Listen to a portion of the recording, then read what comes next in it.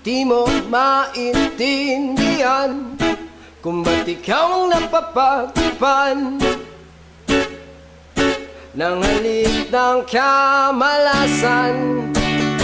Kinapang mong marahan ng hagdanan para lamang makidlatan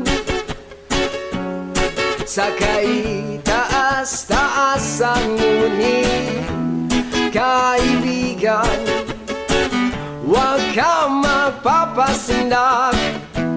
Kaibigan, easy lang saya. Dahil wala rin